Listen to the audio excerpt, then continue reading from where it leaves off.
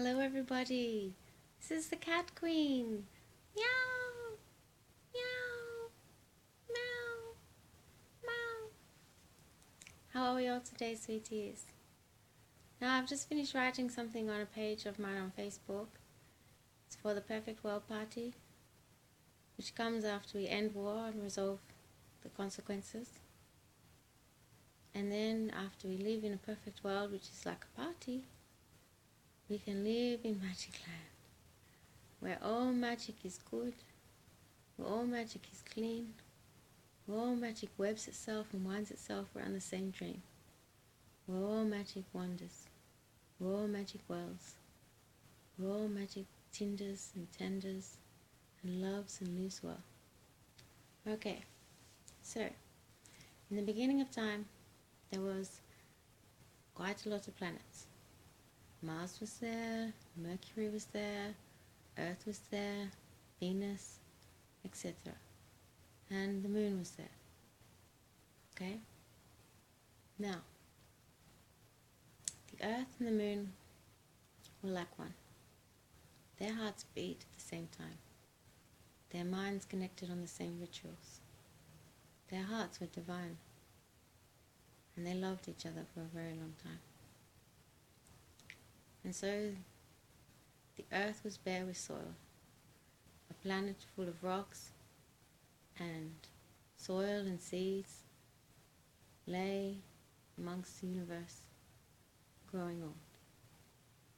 And the moon came to the earth and said, "My sheer love for you, so great, monsieur, that me of molten rock, wood and diet, and full of water in bloom, I will shed to you my light, and I will give to you my water and my humble dews." And so the magical moon, through magic, through sheer delight, sent all its water, poured all its water, all the way down to the earth. And the earth's shell, which was sealed with the soil of its love, got hibernated and described into what became the ocean. And the ocean filled from the water from the moon all over the earth, right? And so did the creatures of the moon, the dolphins, the seals, the whales, the turtles, the sharks, the crocodiles. They all came and they dwelled in the oceans. They all had to be reborn, and so the shells that they come from, they all lay on the bottom of the ocean. As everything was reborn, a shell was born. All the ocean recreating itself, just like it was on the moon. And so a shell lay bare on the sands, on the soil of the earth, at the bottom of the ocean, and the creature went and gave birth and lived in the ocean. And the shell it come from slowly disintegrate into particles over time. It's not disintegrates at all, actually, sorry. It just separates into particles, get worn away into particles, but still the same amount of shell. That shell can never leave this earth, it's bound. Okay, you can't destroy it. Can't destroy it, it's stay like this here. It's become earth now. And so the sands were built up over time. Not over time, but the sands were built up. The sand was created, and sand then filled the ocean floor. And then shifted. The moon is coming to the earth. The moon's coming. Slowly it's coming, and the sand separates as the soil reaches up and up and up and up and up. And the soil is reaching up and up and up to the moon. And so the rock bearers pushing all the rocks up to reach the moon. And the seeds coming up to reach the moon. And the seeds are coming, and the seeds come out and they sprout the trees.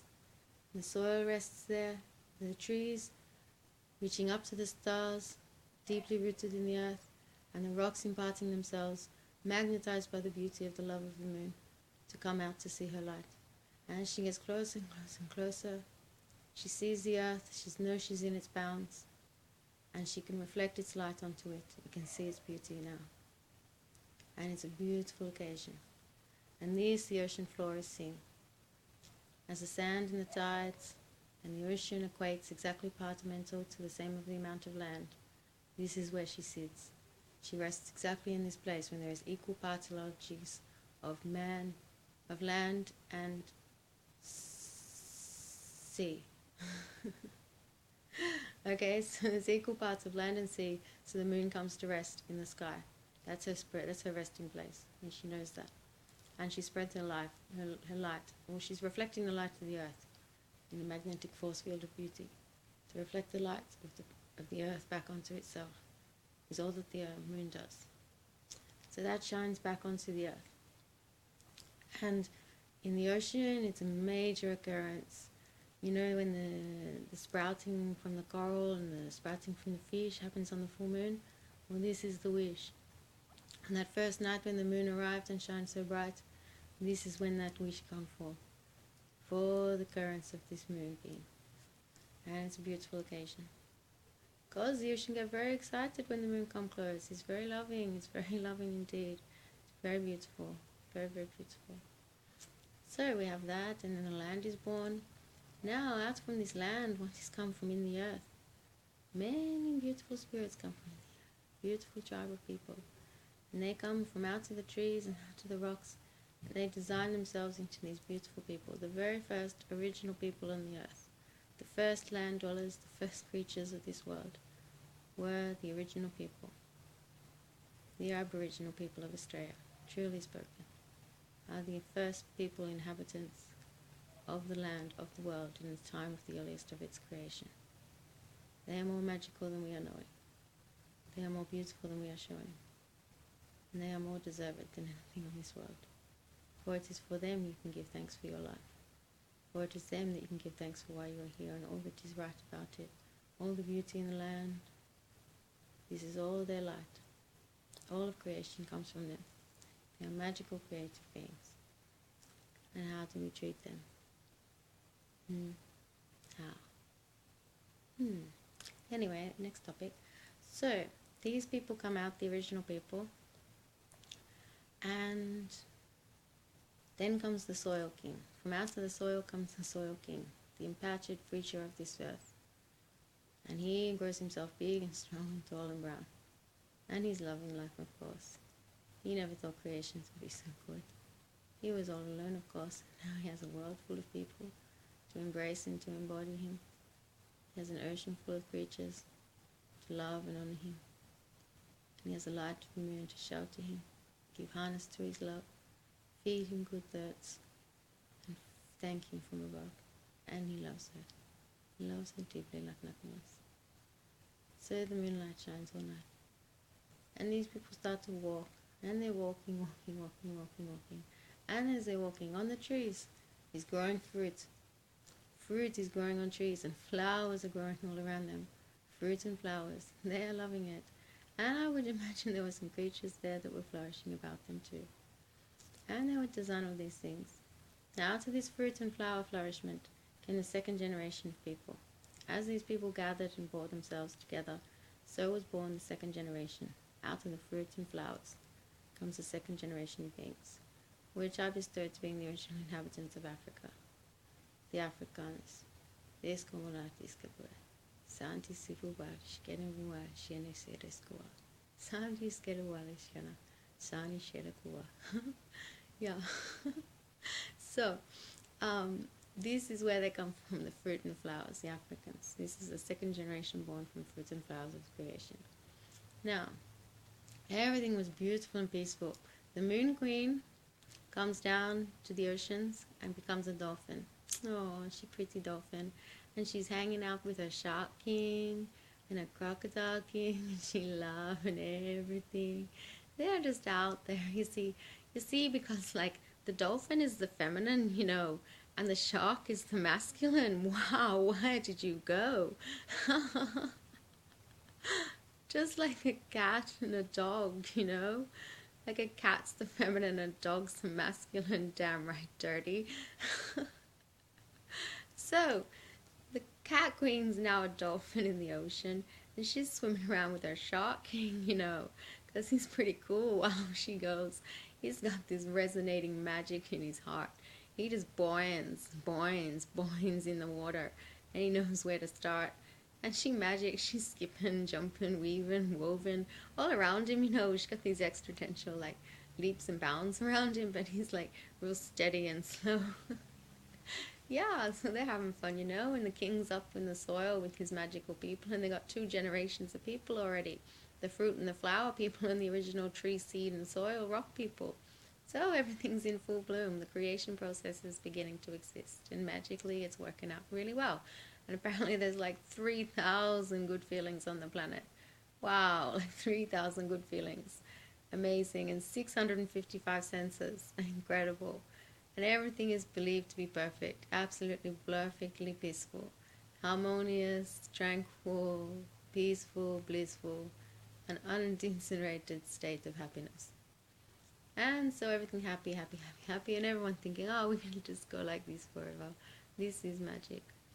And then comes Mr. Mercury. The Mercurian king is not happy with his moon, you see. She is not as beautiful as the moon on the earth, right? So he's cranky and he's having a sound. And he starts calling out to this earth planet. He's like, wow, wow, wow, I'm coming now. Everyone goes, no, no, no, no, sorry, this is an invitation-only island, only planet, Like, you have to be invited here to come here. We all invited each other. We're all happy here together. Now please leave us alone. He goes, no, I'm coming. I want this queen. This moon queen is coming out my ass. I'm coming to get her. And she comes to get her. And the moon queen's panicked, but she's in the water and she thinks, well, I don't know, he knows where I am. How's he going to find me? My Shark King, come anywhere near me. My Shark King, we're going to kill him. My Shark King going to kill him. My God, is he stupid? And yeah, he's pretty stupid. And he's saying, oh, I'm coming. And then Mars joins in. Mars is like, yeah, I'm coming.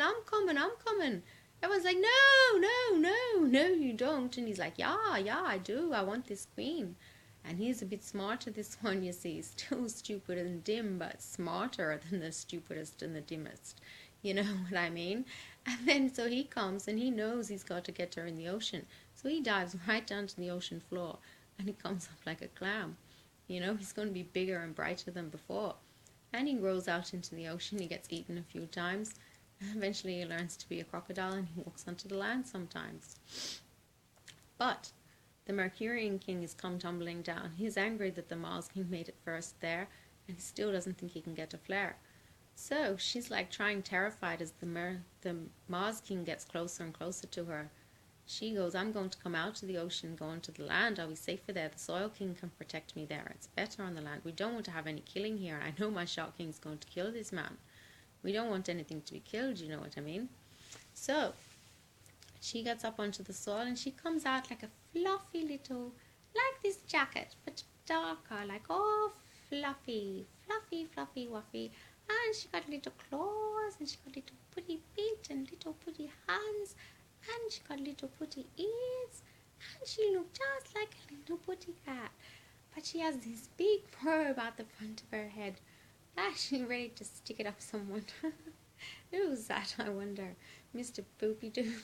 And she comes out and she created herself out of the ocean onto land. She's pretty happy about it. She feels pretty cute, She's got stealth-like ability. She's ready to play. She's pretty sexy in every way.